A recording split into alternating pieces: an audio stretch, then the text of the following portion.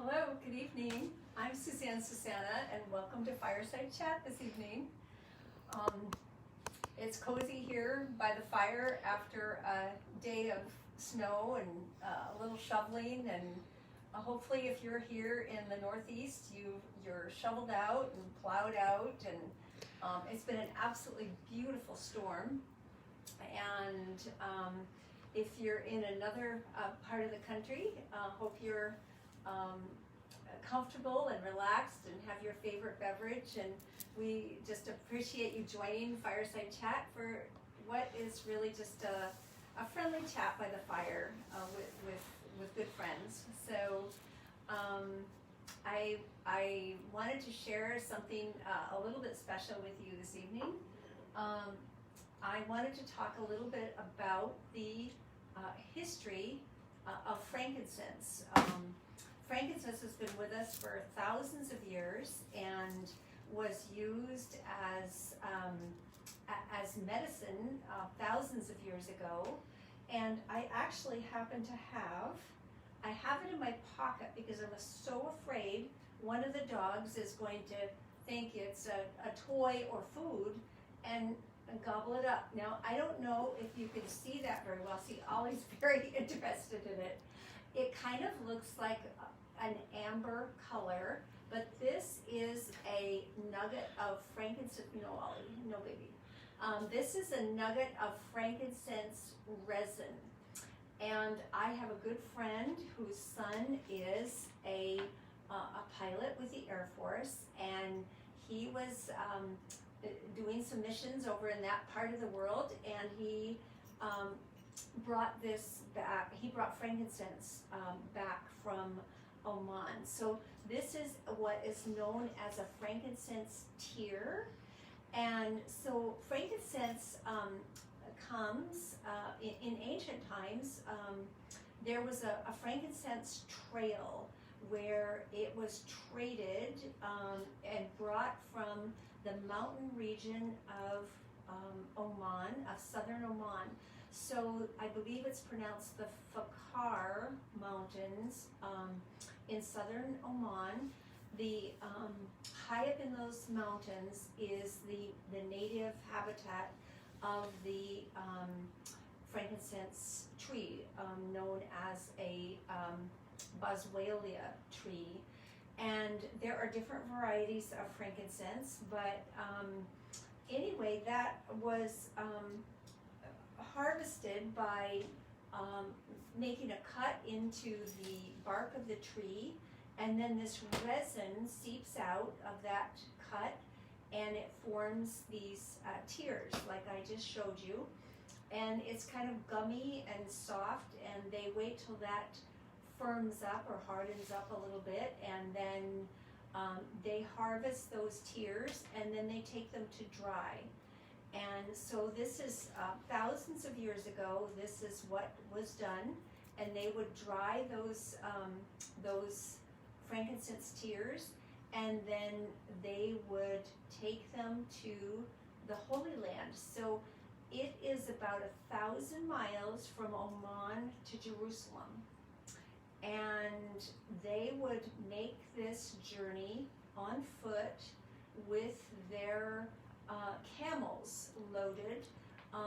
They would put approximately 200 kilos of frankincense on each camel. That's approximately 440 pounds. And they would have camel caravans of 1,000 camels. You can just picture that in your mind's eye, right? Pictures we've seen of that region of the world and what that must have been like to see 1,000 camels in a caravan carrying great packs. And so they would make this journey, and it was a very dangerous journey. So they had to leave Oman and go through Yemen, and then into Saudi Arabia, where they would cross the Saudi Arabian desert. And this was known as the Frankincense Trail, and civilizations actually developed along this trail because of this trade route. And the civilizations became very wealthy. This was a very dangerous journey. They carried weapons, and they were under threat of siege all along the way.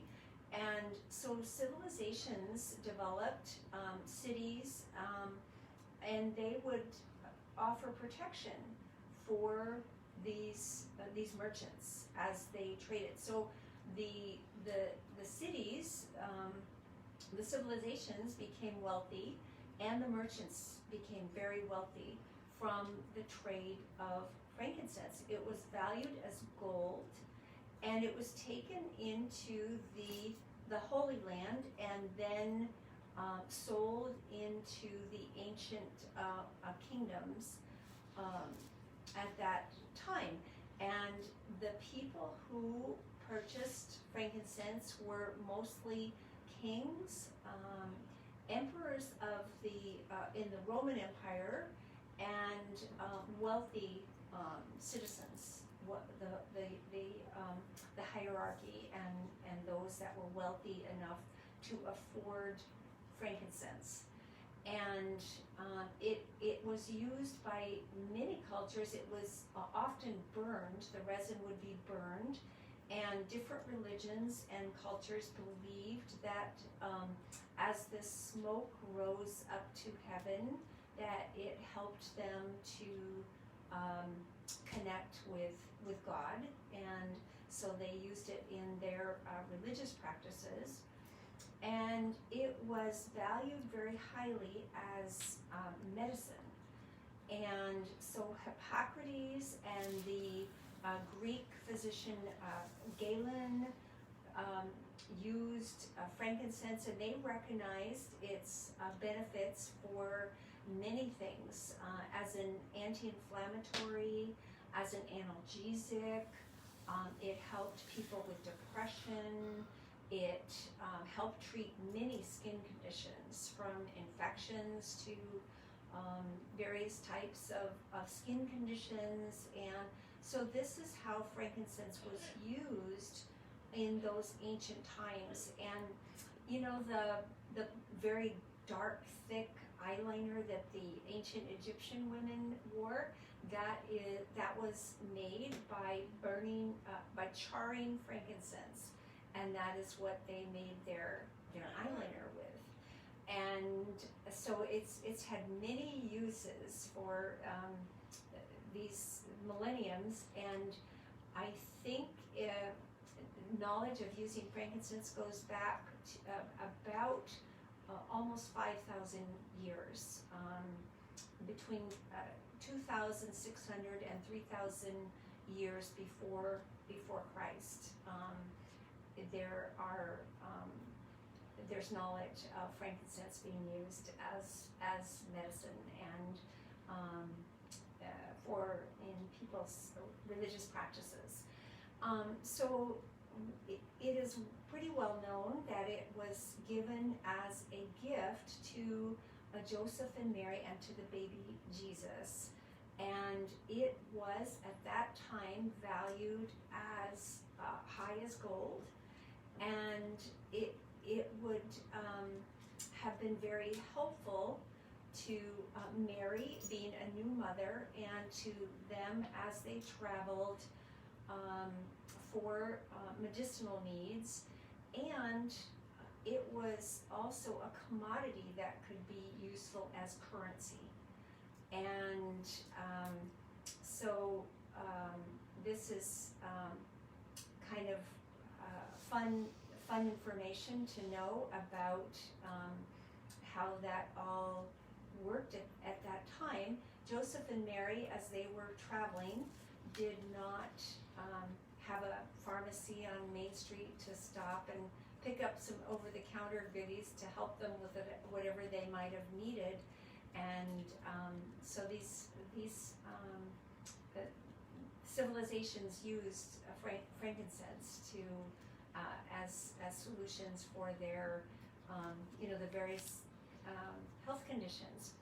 So frankincense oil is made from steaming the resin, and that is how oil is extracted.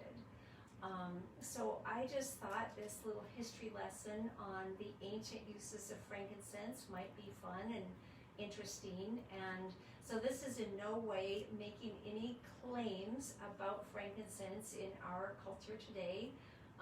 Many of us do love using frankincense and use it in a variety of ways, but there's no claims being made here, just sharing a little love and interest of frankincense and its history and how valuable it has been for literally thousands of years.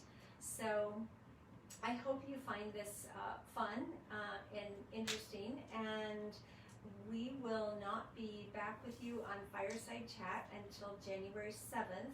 The next 2 Thursdays are holiday eves, and so we hope you'll be safe, healthy, that you'll be able to enjoy your holidays on whatever level you're engaging this year. It's definitely different for everyone, and so just be healthy, be well, be happy, and enjoy the little things in life. That's really where the happiness is, and hopefully we can just let the rest of it go. So be well, and Merry Christmas, and have a Happy New Year.